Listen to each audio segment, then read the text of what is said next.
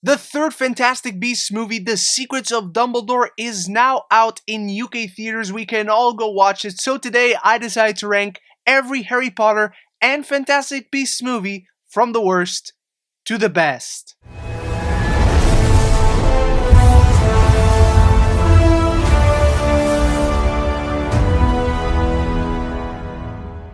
Before I get started with my ranking of the Fantastic Beasts and Harry Potter movies, I want you to let me know yours in the comments below. Start the conversation. That's the most important part. We're going to have different rankings. That's the fun part. We all have different experiences with these films, and we're all going to have different takes on it, so I want to know what you think. Also, there will be no spoilers for The Secrets of Dumbledore.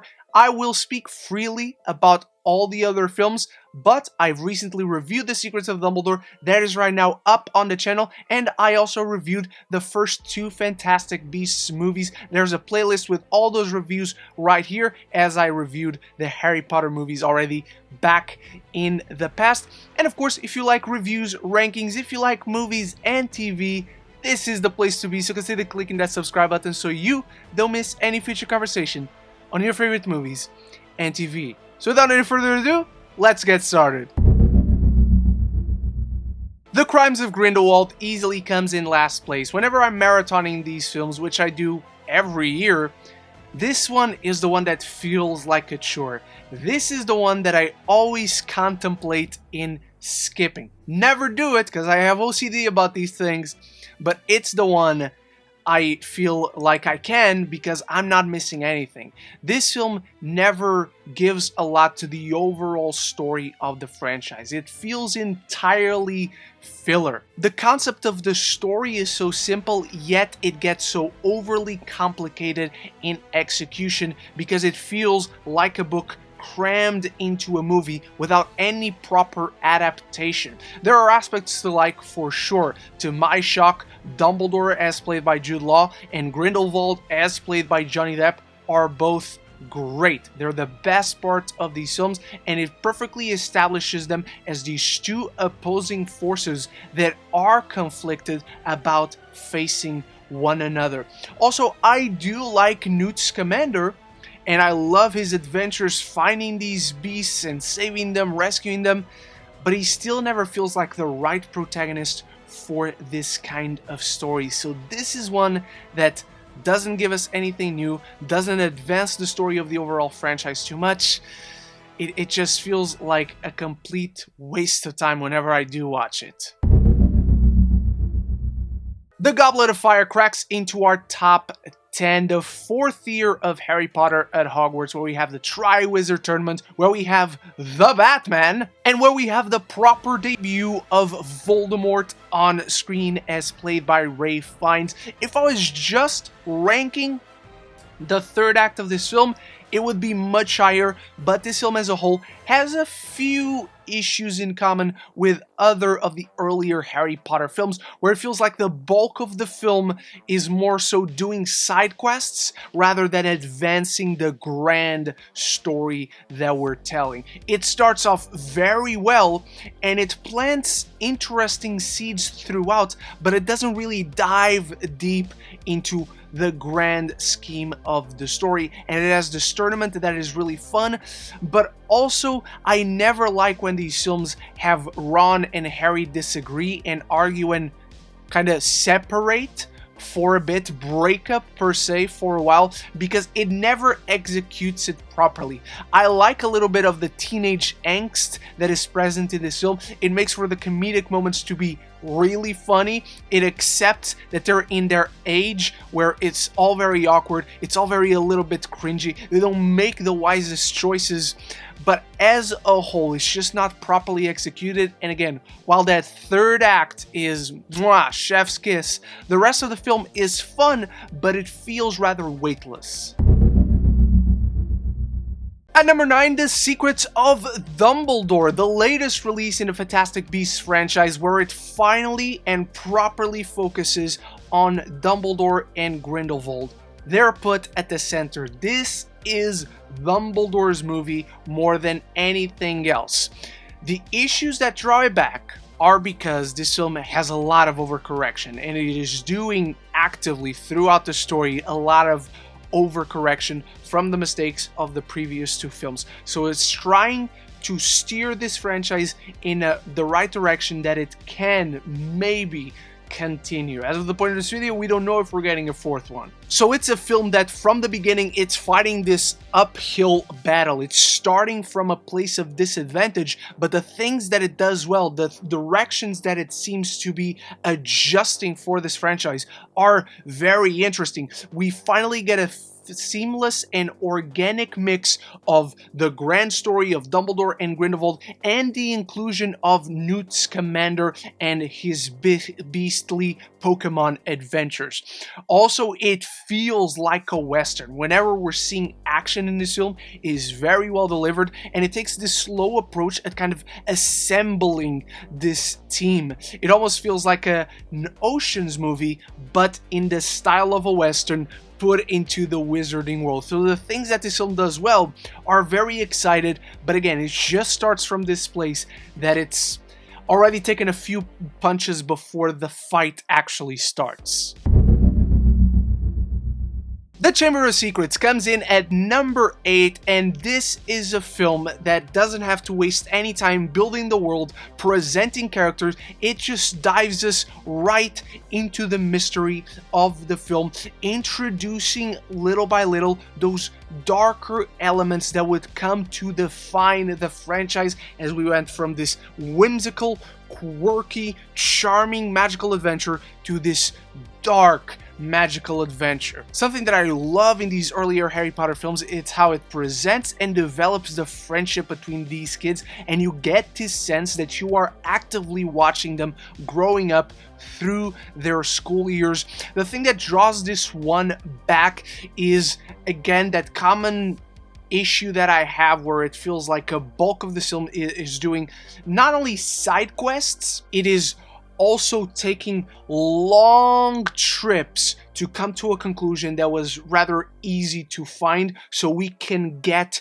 to the point of the film. The new additions here in Dobby, Gilderoy Lockhart, and Lucius Malfoy are all great, not just in this film, but in the long run. Kenneth Branagh has this devilish charm about him. Lucius Malfoy, played by Jason Isaacs, is just great. But amongst these great elements, the film just takes a while to get going as it's very long, and apparently this is the shortest book, so you feel a lot of the film doesn't exactly move forward with the greatest pacing. But it has a great finale, and it teaches Harry these important fundamental lessons that are so crucial for his formative years, for him to become the man that he eventually does in the future movies.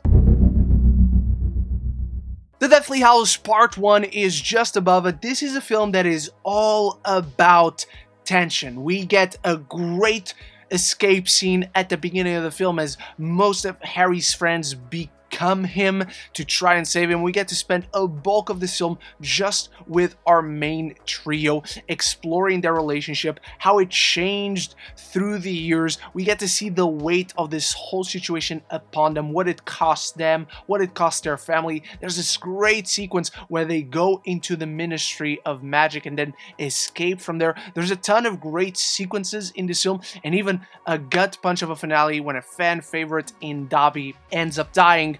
The biggest issue with this film is that it feels a lot like build-up, and at that, it does a great job. But because it is a part 1, you never get to properly release that tension. You never get to a proper satisfying conclusion of all that build-up.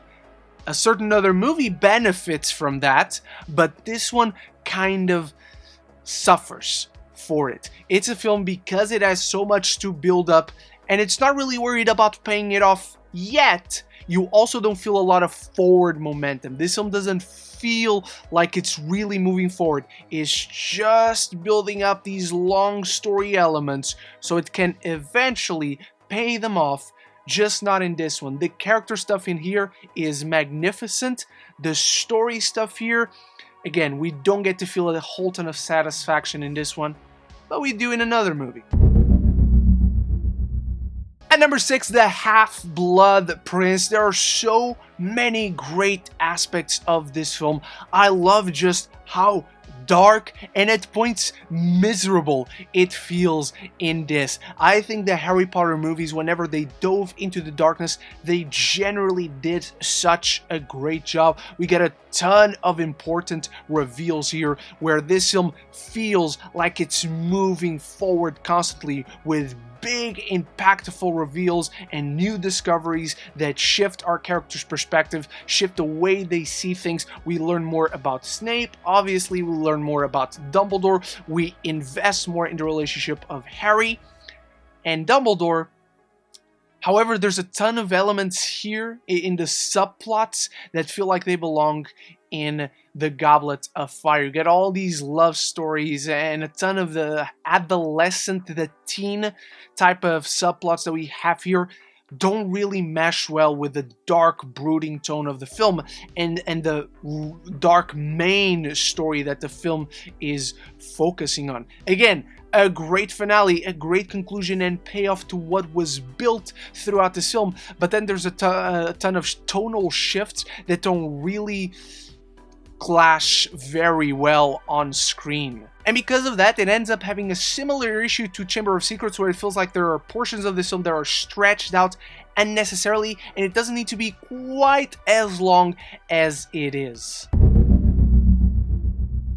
Fantastic Beasts and Where to Find Them cracks us into the top 5, the film that welcomed us back into the wizarding world with this brand new adventure long before Harry Potter, distancing itself and differentiating itself from what was. We're not following students anymore, we're following this magic-zoologist, so it's basically magical Pokemon on screen, and then we also have the search for Credence and this Obscurus, and I like both of these plot lines. I like both of these stories. The biggest issue with this film is that they don't seem to clash, and I'm not even talking about in terms of tone, because from scene to scene the film does a great job at mixing these two.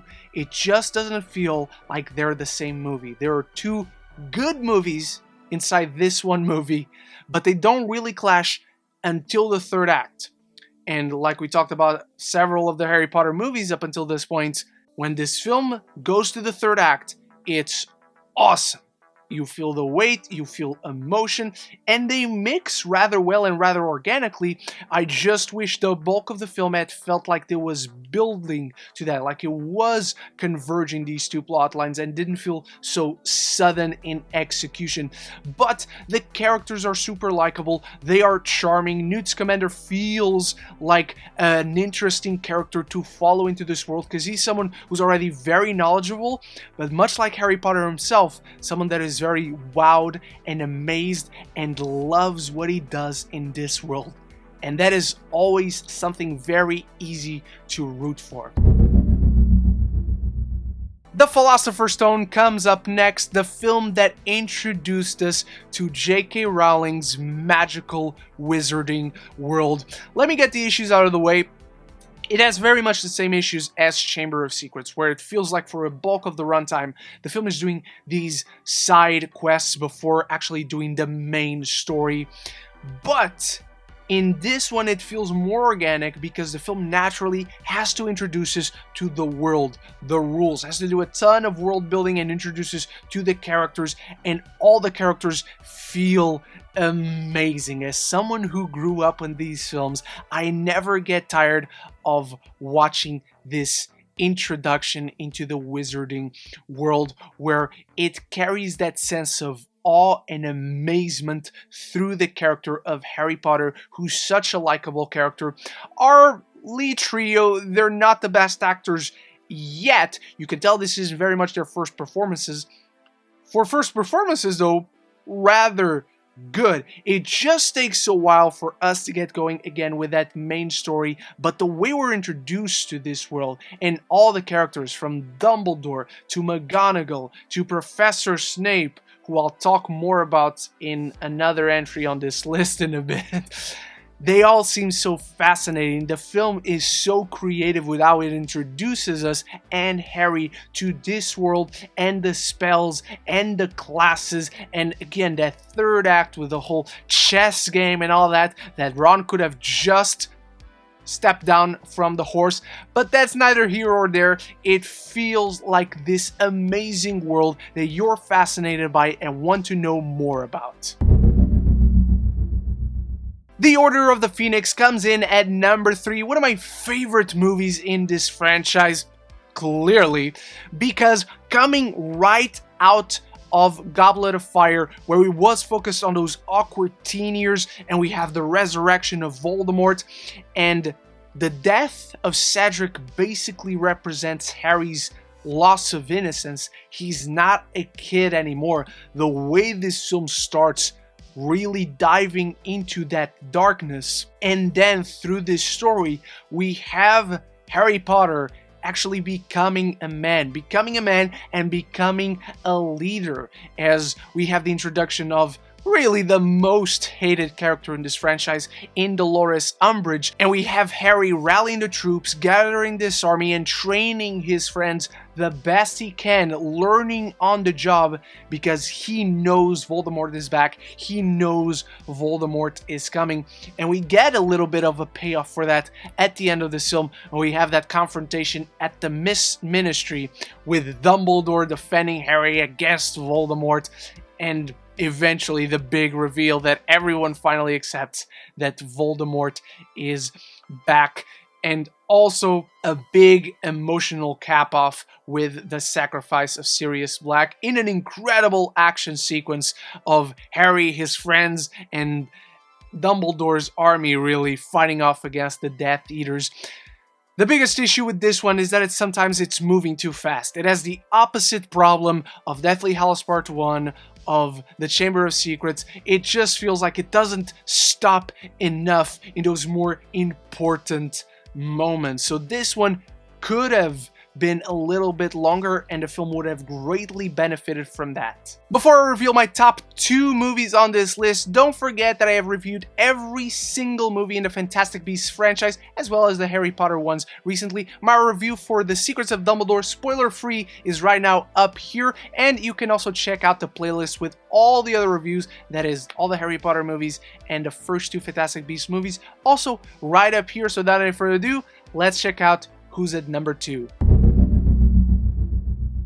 The Prisoner of Azkaban comes in at number 2, and honestly, between this and the film that ended up getting number 1 spot, I honestly change them from day to day, and today, on the recording of this video, I just felt like this was the order I should go. Alfonso Cuarón brings his auteurism into this film. This feels very different from the Columbus films that came before, introduces us a little bit into the darkness that will be cemented in the upcoming movies in this franchise. It gives us a little bit of seriousness, introduces us a little bit to the actual danger in this world. It's not all just whimsy and wonderful, though there is a lot of that as we expand into time travel, which I'm a sucker for. Always we get to meet a little bit of the fantastic beasts of this world with Buckbeak. Not only that, it's the film that most radically expands on our knowledge yet, and we start to dive deep into Harry Potter, the family, the reasons why Voldemort went after him and his family, who's implicated in that. We get to meet Sirius Black, one of the best characters in this franchise, played by Gary Oldman. We get to meet Remus Lupin, and the film just feels grand. Like the status quo, not only for this film alone, but what we knew of the franchise drastically changes in this one, and there's some really nice, smart reveals throughout the film. They're just great to watch coming off of those first 2 movies. I don't really have proper issues with this one because, again, depending on the day you ask me, this goes at number 1 or number 2. They're always interchangeable. That's how much I love The Prisoner of Azkaban and how tough it is for me to do these rankings specifically for the number 1 and number 2 spot. But obviously, coming in at number 1, The Deathly Hallows Part 2, I am a big fan of finality. I'm a big fan of when a franchise or a movie trilogy, or just a solo movie even, comes to that end and earns that ending. And this film greatly benefits from being just payoff. But not just payoff to this film. Not just payoff to Deathly Hallows Part 1. This fully encapsulates what the entire franchise has been building to. Harry Potter, his coming-of-age story, becoming a man, becoming a leader, living up to the legend that he is the Chosen One, as you find out the secret behind the Horcruxes, and eventually the secret behind the final Horcrux. You get the whole metaphor, Jesus Christ dying, coming back to life, but it also gives great cap-off emotional moments to other characters, concluding their arcs, be it Malfoy's regret, Ron and Hermione finally kissing on the Chamber of Secrets, which is such an important place for the franchise symbolically. We get to see Ned be his own hero, getting the Sword of Gryffindor, which is another great thematic symbol for the franchise. One last pep talk from Dumbledore, and Harry finally conquering Tom Riddle. And if I'm talking the Harry Potter franchise, if I'm talking finality, if I'm talking proper emotion, Snape's reveal is masterfully done. It's one of those big character moments, character revelations that comes across and reframes the entire perspective I had watching these films and my opinion on these characters. That's great storytelling, that's a great character arc, and that's emotional depth that caps off this entire franchise in a beautiful way. And so that is my ranking of the Harry Potter and Fantastic Beasts movies. But I want to know your rankings. Drop them down in the comments below. Don't forget that I have done reviews for every single one of these movies. And I have ranked other franchises before, including Spider-Man and Scream. Those are all up here. And of course, more rankings throughout this year will come. Thank you so much for watching. Thank you to my channel members, Bruna and Stuart, for making this video possible, and I hope to see you very soon. And so until the next one, love each other and love the movies.